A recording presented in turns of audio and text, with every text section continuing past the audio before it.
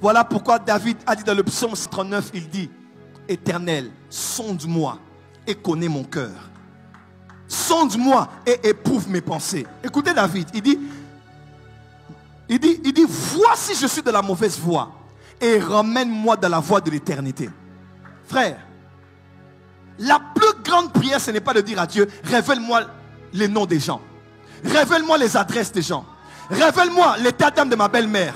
Révèle-moi l'état d'âme de mes collaborateurs. Révèle-moi l'état d'âme de ces hommes. La plus grande prière, c'est dire à Dieu, révèle-moi mon état d'âme à moi-même. Oh, pourquoi il n'y a pas d'amen ici? Lève la main et dis, Seigneur, révèle-moi mon état d'âme. L'église est devenue un tribunal. Quand on sort d'ici, on va à l'arrêt. Quelqu'un devait rentrer, sa voiture a un problème.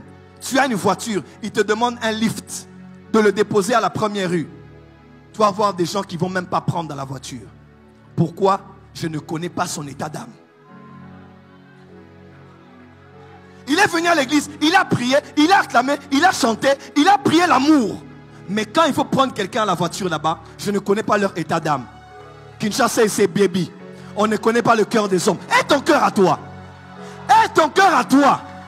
Si on doit prendre ton cœur, on le branche à un rétroprojecteur, on révèle tout ce que tu as à ton cœur, est-ce que tu vas juger les autres? Si on prend ton téléphone là, on le branche ici, on voit tout ce que tu regardes, toi tu vas parler. Voilà pourquoi ne jugez pas les autres, jugez-vous vous-même. Oh, tel pasteur est tombé. Toi, tu n'es pas tombé combien de fois? Oh, tel maman pasteur a fait ça. Toi, tu n'as pas fait quoi? Combien de fois? Ne sois pas sévère envers les autres, sois sévère envers toi-même. Car il est écrit, si vous jugez durement, on vous mesurera avec la mesure que vous êtes servi pour mesurer les autres. Voilà pourquoi, heureux les miséricordieux, car ils obtiendront miséricorde.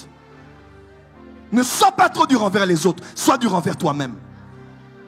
Ne passe pas ton temps à critiquer les pasteurs, à critiquer leurs femmes, à critiquer les fidèles, à critiquer ceux qui tombent. Regarde-toi toi-même.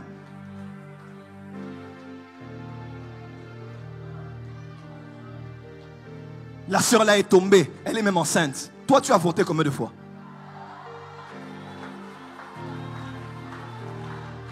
C'est le péché des autres que tu acclames. C'est le péché des autres que tu partages. Et toi, tu n'as pas voté combien de fois?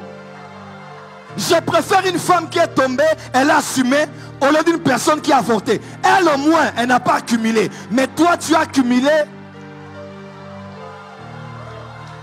Arrêtez de juger les gens. Jugeons-nous nous-mêmes. Nous-mêmes.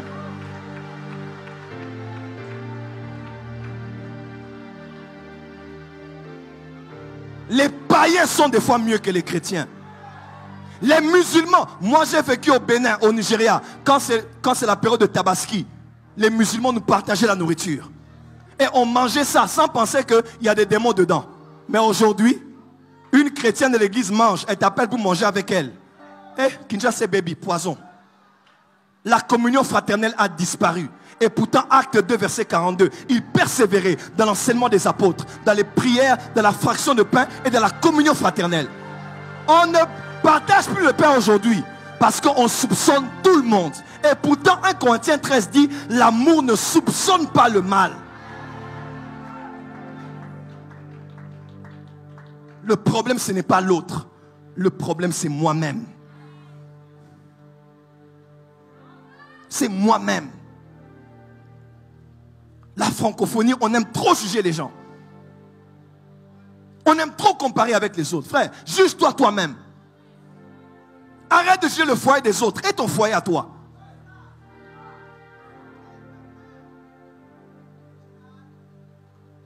David dit, sonde-moi, connais-moi, montre-moi moi-même. Regarde, peut-être que je suis déjà dans la mauvaise voie. Ramène-moi dans la voie de l'éternité. Que Dieu nous amène dans les choses qui vont compter dans l'éternité.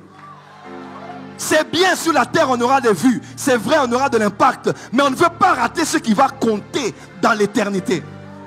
Si nous espérons en Jésus que sur cette terre, nous sommes les hommes les plus malheureux. Regarde ton voisin, dis voisin, pourquoi tu fais ce que tu fais à l'église? Tout le monde voit que tu es venu donner l'offrande. Mais Dieu voit que tu es venu montrer tes loups-boutins. Tu as tout fait pour soulever. Tu as tout fait pour soulever. On n'a pas compris comment. L'offrande, c'est dans la main et dans le panier. Mais comment ton pied s'est levé? Derrière le bas qui rouge nassé. Tu as fait un spectacle, on a acclamé, mais après, ton offrande n'est pas l'offrande. Tu as donné l'argent, tu n'as pas donné l'offrande.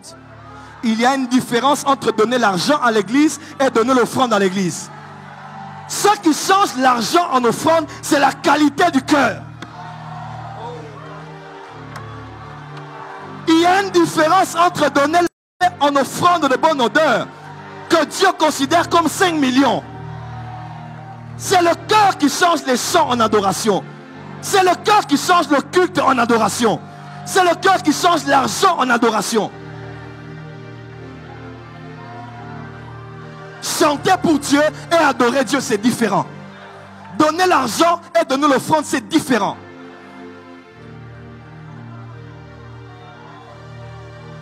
Prêcher un bon message et annoncer la voix de l'Éternel, c'est entre ces deux choses différentes. Pourquoi nous faisons ce que nous faisons? Frère, je ne veux pas rater le ciel.